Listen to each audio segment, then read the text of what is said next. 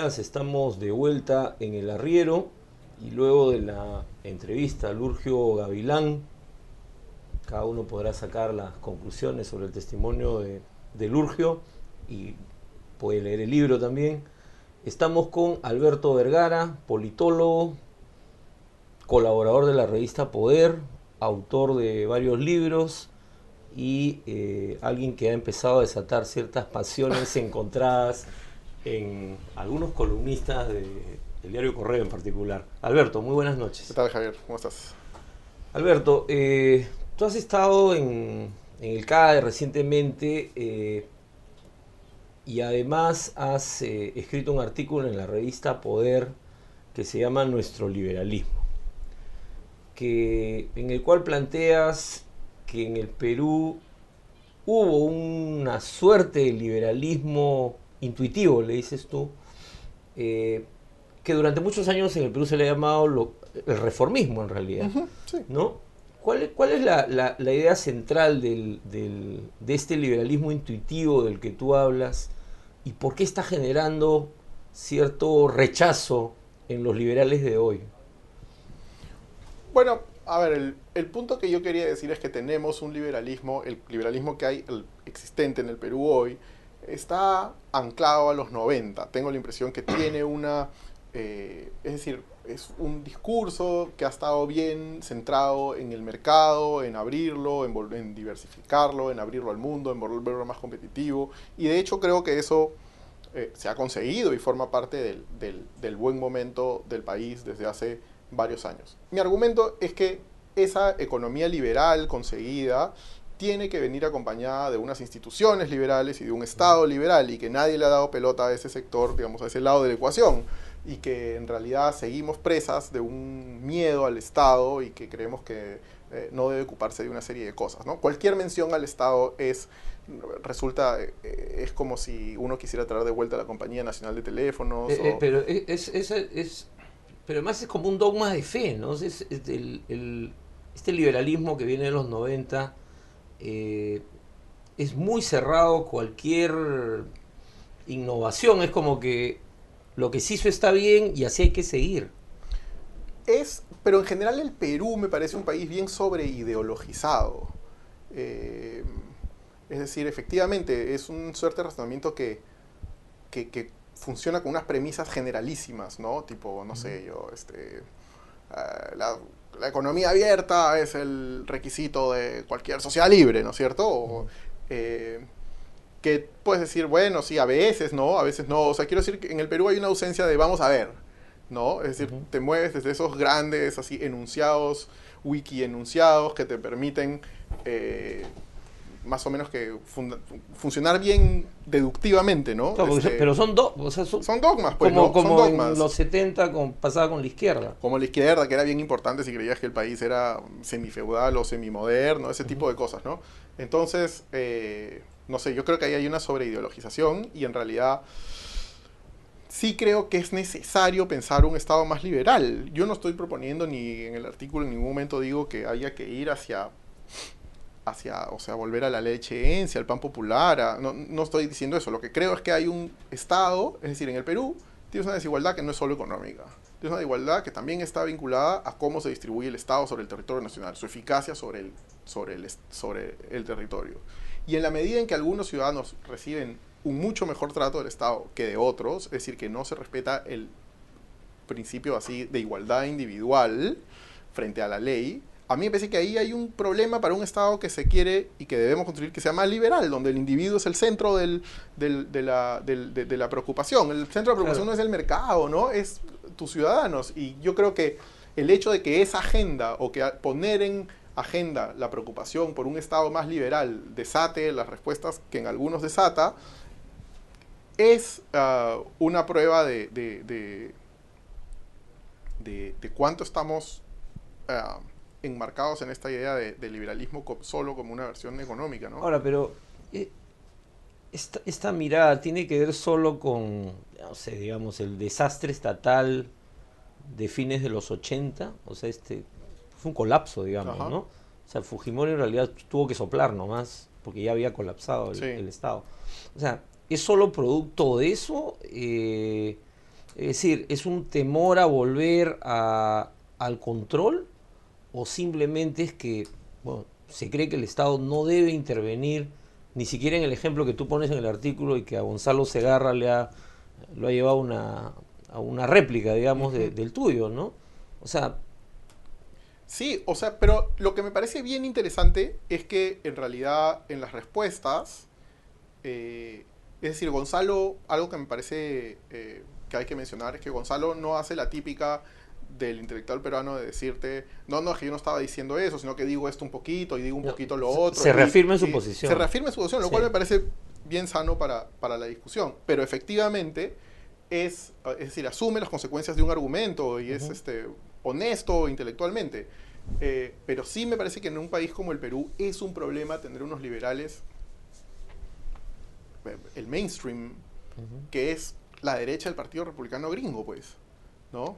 Claro, porque son Eh, sumamente conservadores, además, Eso no sé, pero ¿no? por lo menos, Hay pero un por lo menos, ala. hay una ala seguramente, pero yo estoy pensando más en el, en el, en esta idea de lo que funda la libertad es la propiedad privada y Ujú. todo lo que se haga al margen de esa esfera eh, pone en peligro la libertad y ya se viene Corea del Norte, ¿no es cierto? No importa qué cosa Claro. menciones que el Estado debe hacer, tú ya eres un fascistizoide que en cualquier momento se va a construir el Estado polpotiano a partir de que se respeten los derechos fundamentales de algo. Yo creo que eso es bien problemático en el Perú, ¿no es cierto? No, además, me parece que es un razonamiento bien, en muchos casos, y no es el caso de Gonzalo, creo, pero Pero sí el de Paul Arento hoy día bien ausente de en su columna, ¿no? historia, ¿no? Bien, un razonamiento bien desde... ah, Es que es un discurso casi mítico el que han construido, ¿no? sí, es como si no existieran variantes del Estado, ¿no? Es Ujú. decir, no se han dado cuenta que hay Estado de un tipo, pero también hay, o sea, Estado que puede ser manejado de arriba abajo dictatorialmente, pero también hay Estado de Derecho, ¿no? Es Ujú. un razonamiento en el cual Corea del Norte o Suecia viene a ser un poco lo mismo. Siempre te están quitando tu libertad, ¿no? Claro. Entonces, no sé, es un indicador bien serio de dónde estamos, ¿no? Ahora, tú dices que somos muy sobre ideologizados, ¿no? Y eso se percibe incluso en los balances que se hacen del gobierno, por ejemplo. Es decir, este, Humala era bueno hasta que se fue Xiomi Lerner y después que se fue Xiomi Lerner se volvió malo para un sector, Ujú. ¿no? Y en ese momento el otro sector dijo, ahora sí Humala termina de ser el bueno, digamos. Ujú. O sea, es una lectura muy maniquea y claro, el tema es qué espacio queda para la política en ese discurso. Ujú. ¿No? No sé cómo lo es, porque a mí me parece que es uno de los problemas del debate político en el Perú. O sea, To- el debate no te lleva finalmente a ningún tipo de consenso. Y sí, y ahí hay dos cosas, ¿no? De hecho, lo que dices es también de nuevo bien patente la sobreideologización del debate peruano, ¿no? Todo se mueve por principios, ideas, abstracciones teóricas, generales, pero, y entonces eso hace que tú digas, no sé yo, García era el fundamental continuista de este modelo y Humala no.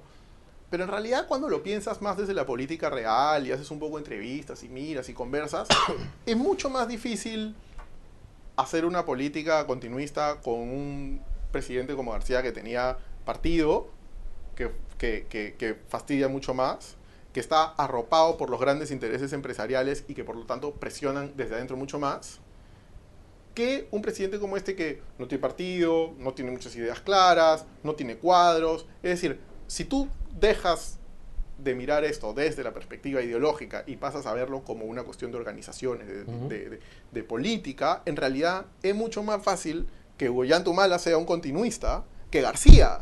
Porque Claro, García tiene fuerzas que lo agarran de distintos sitios y que van a querer torcerle la mano más o menos a una forma de hacer política. Mientras que Humala no la tiene, ¿no es cierto? O sea, digamos, pero desde el mundo de la ideología, lo que tú dices es, Humala es el que debería haberse trompeado con el modelo, ¿no es cierto? Pero claro, con qué bíceps, ¿no es cierto? O sea, con qué claro. fuerza, con qué...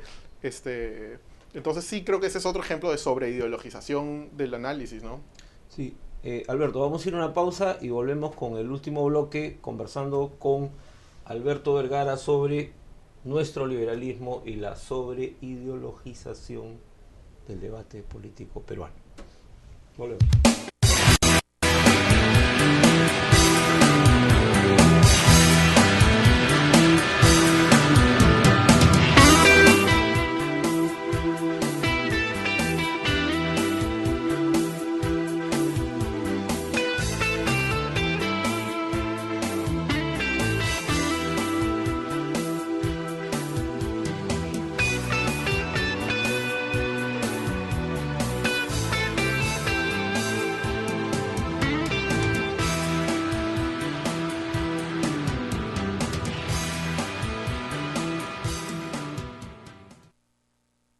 Estamos de vuelta con Alberto Vergara, conversando sobre el debate que se ha generado sobre justamente un artículo que publicó en Poder.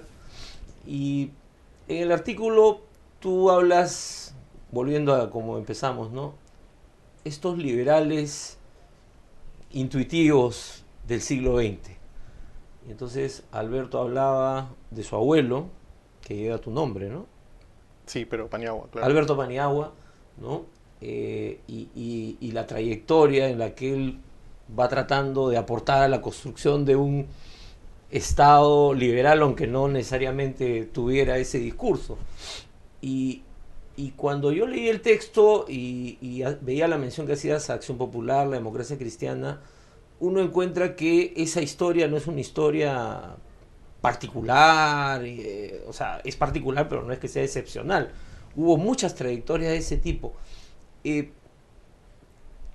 ¿Por qué este tipo de actuación política o esta lógica, estos intentos reformistas terminan siempre truncándose y terminamos en las salidas autoritarias? Por lo menos en el siglo XX fue así, ¿no?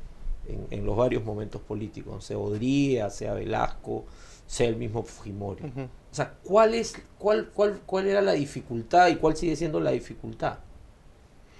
Mira, yo comencé a pensar esto de mi abuelo, porque algo que a mí me resultó bien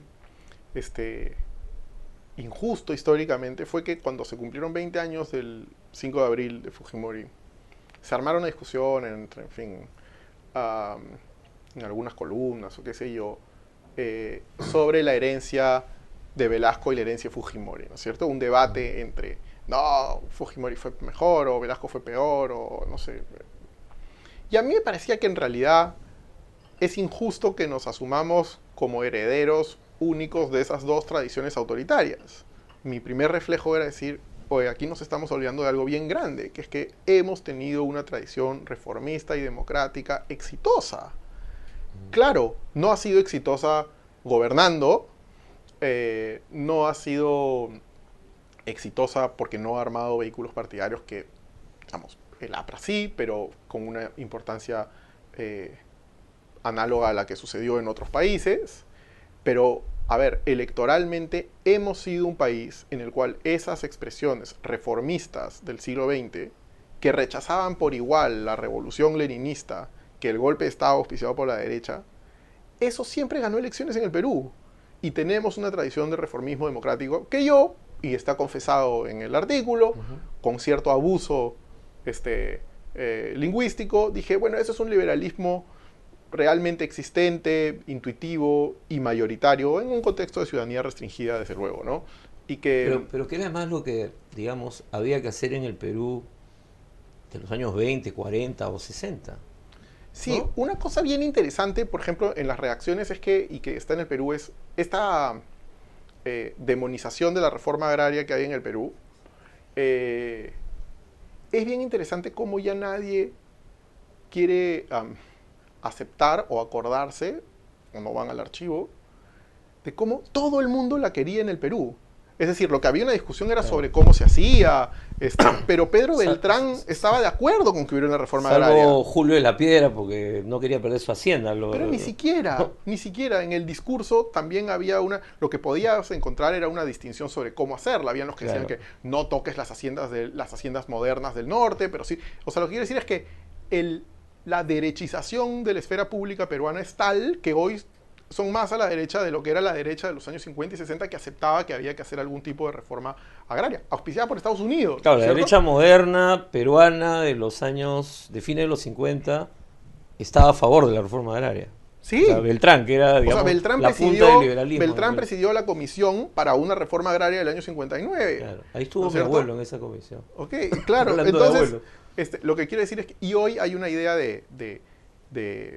es decir, y además, por ejemplo, cuando uno dice que eso es así, te dicen velasquista. Cuando tú no estás apoyando ni haciendo la loa a lo que se hizo, pero si tú miras el proceso político anterior a Velasco, había un consenso en que había que hacer esa reforma. Lo que pasa es que hoy todos tus analistas esos lo han pasado por Pero es por que alto, todo ¿no? se mide en términos económicos exclusivamente, además.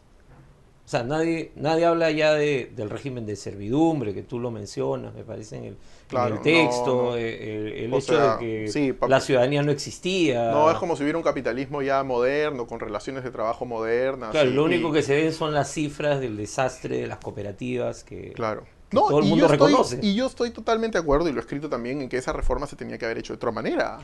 No se tenía que haber hecho con tanques. Desde luego que no. Si no es un asunto de apoyar lo que realmente ocurrió, es un asunto de ponerte antes y evaluar el contexto histórico en que se desarrolla eso, ¿no? Bueno, pero es que hay algunos sectores liberales,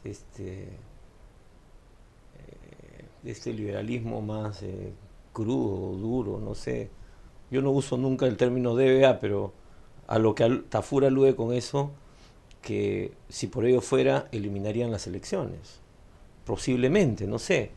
O sea, porque como la democracia no funciona, entonces, bueno, las eliminamos. ¿No? No sé, porque igual que la reforma agraria, la democracia de los 80 era una basura, entonces, bueno, había que crear una democracia a la medida de esa mirada. ¿Tú crees que eso está en la cabeza de... o ya ese es un tema que ya... Mira, yo creo que la esfera pública, de nuevo, es un rollo bien ideológico, en el cual hay una serie de principios que llegaron en los 90 y, y una suerte de escepticismo frente a la evidencia, ¿no? Entonces, no sé, es como... No sé, me parece bien increíble cómo, es decir, un artículo como el mío puede terminar siendo que lo que reclama es un Estado liberal que reconozca a los individuos y que les garantice unos derechos fundamentales. Es decir, que, que eso sea leído como un artículo velasquista. Claro, una añoranza Una añoranza de Velasco de la cleptocracia, a la cleptocracia de la reforma, ¿no? velasquista y al totalitarismo. Ya llega Pol Pot, ¿no? Bueno, es que, no sé, leyendo la columna de hoy de Paul Loren, que es lo que estamos comentando en correo, para él, pues, Bustamante, no sé, casi que era un comunista, ¿no? Un totalitario. Claro, de nuevo, porque no tienes esta mirada um, de la legitimidad del Estado y del tipo de Estado que construyes. Es decir, efectivamente, si te plantas en una situación inamovible de que tienes unos derechos de propiedad ganados al origen de los tiempos y que a partir de ahí todo lo que el Estado haga es inevitablemente la amputación de tus libertades, efectivamente, pues es lo mismo cualquier tipo de Estado. Pero en un país como el Perú, defender eso me parece que es sí, una mezcla de irresponsabilidad con total inviabilidad política, ¿no? Porque, es decir, ¿qué tipo de elección puedes ganar con esa postura? ¿Qué tipo de frente puedes generar? porque además con esa desde una postura? perspectiva de mercado termina siendo una distorsión. O sea, si tú no tienes ciudadanos iguales ante la ley, el mercado tampoco va a funcionar como ellos aspirarían. No puedes. Hay gente que no puede acceder a ese mercado que se supone que es Claro. donde deben participar todos, digamos. Claro. ¿No? Y en realidad me parece que eso es bien interesante también, es una traducción del momento político más grande, es que la preocupación por las instituciones en este sentido más liberal no está, ¿no? Y yo creo que eso se deriva, yo creo, directamente del resultado electoral del 2011, ¿no? Y eso tú has estado en el CADE, has hecho una presentación, ¿eso lo has percibido también en la reacción de los empresarios a tu presentación? Que algunos decían que fue un poco fría o no generó, no sé, digamos, ¿cuál es tu...?